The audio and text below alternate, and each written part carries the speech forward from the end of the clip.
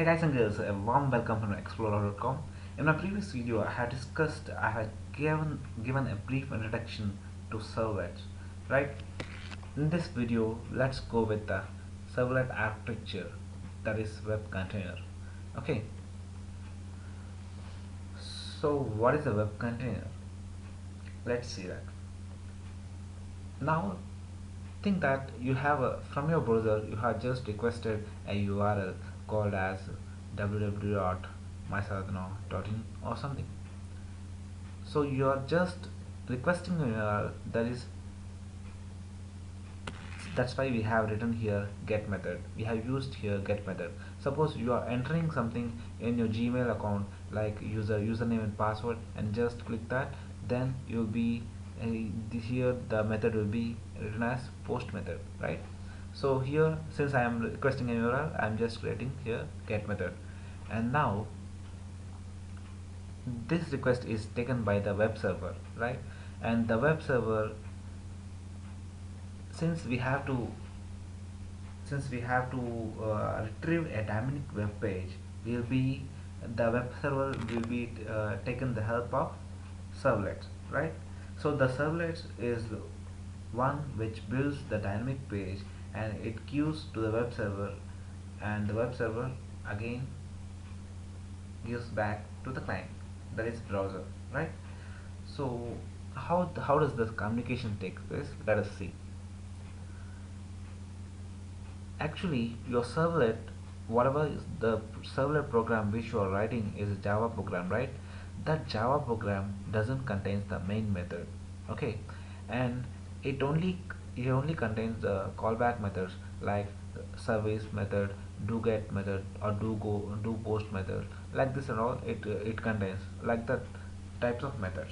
It doesn't contain the main method. So how this web server is able to communicate with the server, right? Because we don't have the main method in servlets, so it can't automatically invoke that. There should be something which invokes the servlet, so the web servers can't do that. But in between this, there is an interface that is called as web container. The web container is the one which invokes the your servlet, and the web container has many callback methods so that the servlet is able to communicate with this your web container, okay? And the web container, web server posts the request to this web container, and the web container again posts it to servlet, and the servlet with the callback methods, it will be able to communicate with the web container, and it again retrieves your information to the web server, and web server will be to the gives the info to the client, right? This is how the process takes. That is about web container, and let's discuss deep about that web container. So how does the container handle a request?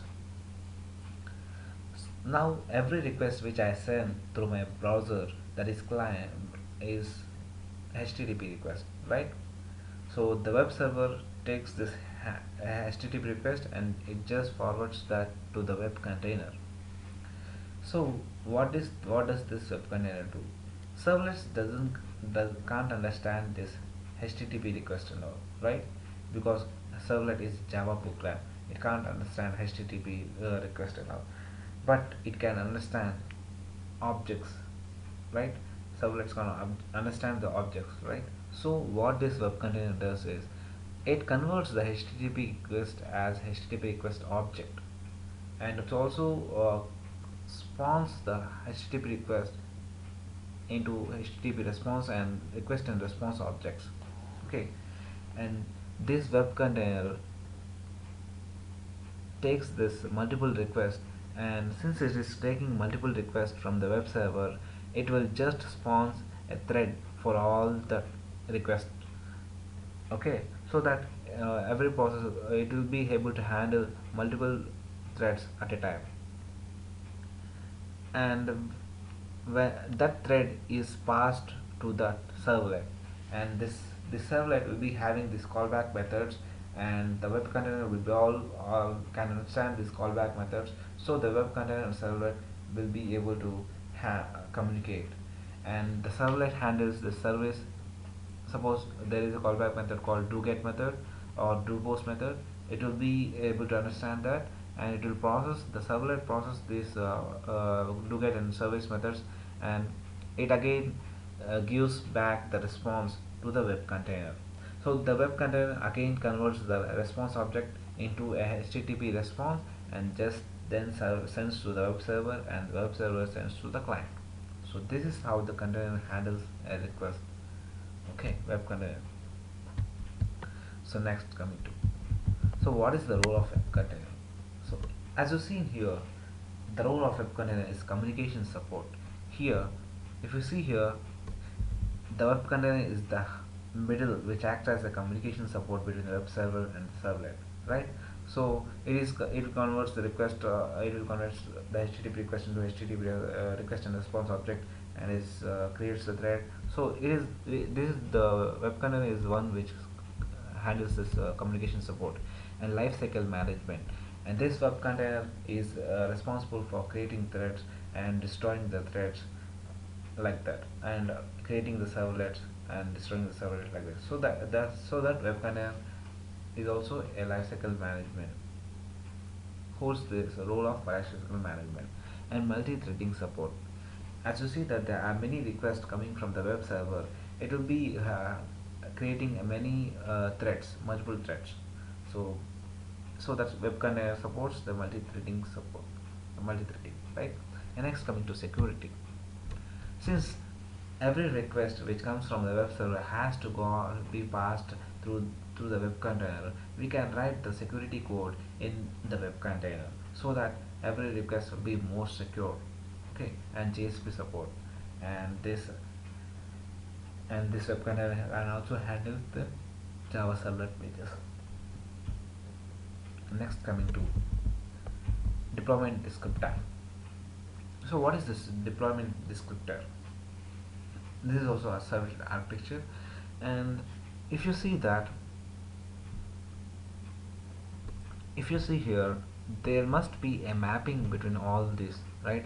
There must be a mapping between servlets and HTTP request and HTTP response object. So because you are writing the program, there must be a mapping. So what is this deployment descriptor? Deployment descriptor is nothing but a configuration file, that is an XML file in which you'll be writing all the mappings which goes in your application. Let us think that in my application I have thousands of servlets. I might have been 100 servlets, I might be having 1000 servlets, like that. I'll be having several servlets, right? And for each servlet I'll be having a particular URL to execute, right? Because in my browser I'll be just accessing everything through the URLs. So that there will be an URL pattern. So there are many there are many servlets and there are many URL patterns. In order to match these both servlets and URL pattern, we have to write some program, because every servlet is a Java program, right? It will be having a class, that is servlet class. So we have to map these things and all. Let us see how we are going to do that.